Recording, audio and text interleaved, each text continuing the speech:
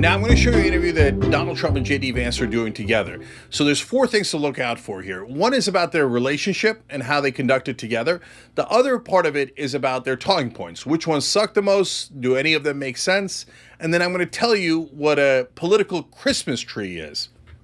Interesting. All right, let's watch it first and then I'll break it down. You'd investigate the people that hid Joe Biden's condition? Well, I think somebody has to look at it. Look, you had people that lied to the American public. And I tell you what, you ought to take a look at his doctors because his doctors keep giving him this wonderful report. I'm not a doctor, but I saw him the other day, was unable to get up the children's stairs going into Air Force One. Is it a coup against Joe Biden? Sort of, yeah. I think it is. I mean, look, there's a constitutional process, the 25th Amendment. If Joe Biden can't run for president, he can't serve as president. And if they want to take him down because he's mentally incapable of serving, invoke the 25th Amendment. You don't get to sort of do this in the most politically beneficial way for Democrats. If it's an actual problem, they should take care of it in the appropriate way. So first of all, did you notice the first part where Donald Trump is like, well, you know, Joe Biden can't get up the baby steps, can't do it. That's an old talking point, brother. That's totally, utterly useless. You got to adapt with the times, man. Like, running against Joe Biden now is just a waste of your time. So not a great way to campaign, just from a strategic point of view.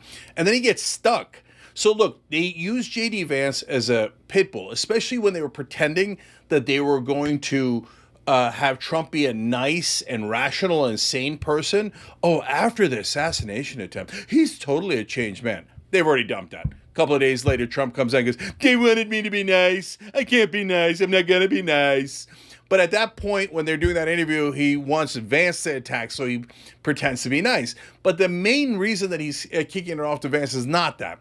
It's because he forgot the new talking points. I mean, it's hilariously ironic. Joe Biden can't walk, can't talk. I forgot what I was saying. What do you think, JD? So he goes, yes, looks at JD, and JD jumps in. And because JD has the new talking points. And the new talking points are, 25th Amendment, we got to use it out. It's a coup, it's a coup. See, I'm going to explain to you why they're saying it's a coup. That's an important one.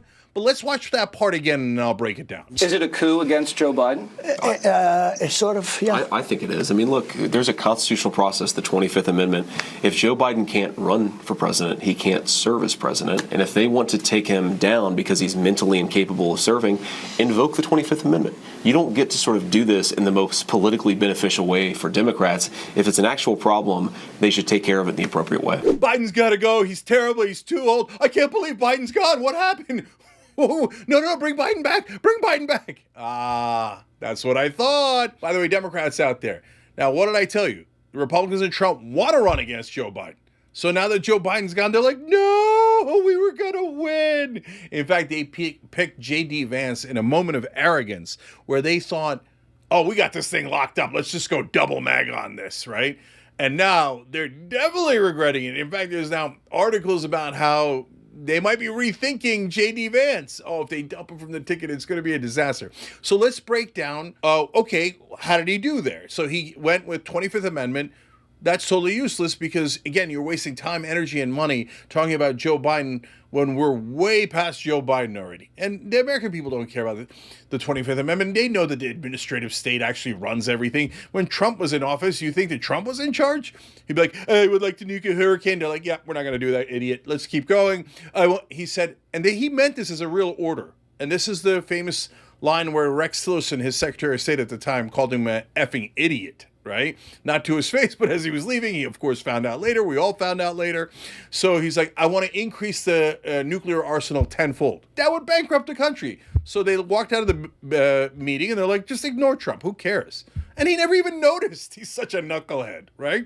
So no one's concerned about whether Biden should step down from the presidency. Maybe some Republicans are, but it's not a hot button issue. It's not going to work. And it has nothing to do with the campaign now. He's not the candidate. So how about the coup? So that's what they're trying to do. In that case, they're trying to jujitsu it, and that's their main talking point here. So what do I mean by jujitsuing it? So if you remember, fake news originally was fake articles that Donald Trump's team had written and put on Facebook in the 2016 election. And Trump, look, it's not that he's doing this out of some brilliant political strategy. He's just a child. So he's like, I didn't do fake news. You did fake news. right? So, but in this case, it worked. He kept referring to what mainstream media was doing as fake news so much and so overwhelmingly that everyone forgot that his team invented fake news. And they now think that it's mainstream media that's fake news. So, well played, even if it was childish, it worked. And in this case, they're trying to do the same thing with coup, because he's the one that tried a coup attempt with fake electors. They couldn't even use the real Trump electors because they didn't want to go along. Rudy said it in our interview with him at the RNC, Rudy Giuliani. He said half of them didn't want to do it. Now, in my opinion, why didn't they want to do it? Obviously, because it was illegal and unconstitutional. And those are Trump electors. They wouldn't go along with a coup. So they see that some Democrats, like me, are using the word coup a lot more because it's appropriate and it's scary. We don't want to lose democracy. This knucklehead never wants to leave. He's perfectly happy to cheat to stay in office. So it's a disaster. So what do they start doing? Oh, no, we didn't do a coup. They did a coup. Okay, so did they? Well, nobody knows this better than I do because I was in that primary. So the primary is a sham. They canceled a bunch of elections. It was no debates. It was ridiculous. It was a coronation. They didn't want to test Joe Biden. How'd that turn out for us? Okay, but at the bottom line, Joe Biden stepped down. He just said, yeah, I'm not running for president anymore. Voluntarily leaving a campaign is the least coup thing there is. It's voluntary. It's perfectly legal. It has nothing to do with democracy. Well, all those people voted for him. Yeah, they did, but then he stepped down. They're like, oh yeah, but you guys pressured him to. Yeah, brother, that's called politics. That's the most normal thing ever in politics. Creating political pressure so that that person does the thing you want. Hello, welcome. Welcome to politics, Republicans. Okay, so that ain't anywhere near a coup. They're just making stuff up.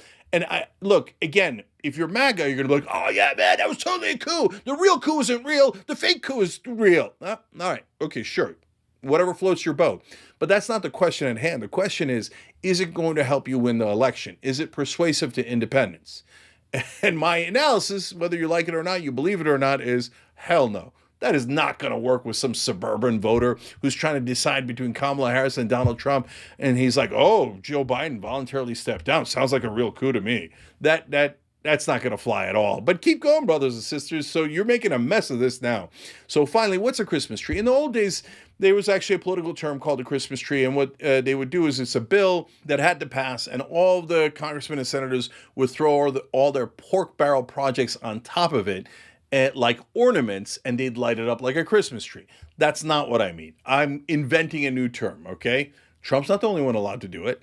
So Trump speaks like a real person. I actually think that's his advantage. But they're worried about it, that he doesn't sound very sophisticated.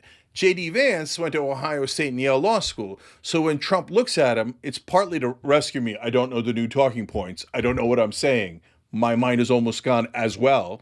Okay. But the other part of it is, hey, go throw some pretty words on there, or well-educated vernacular. You see, I just did it right there. It just means put big words behind my idea. My idea, coup.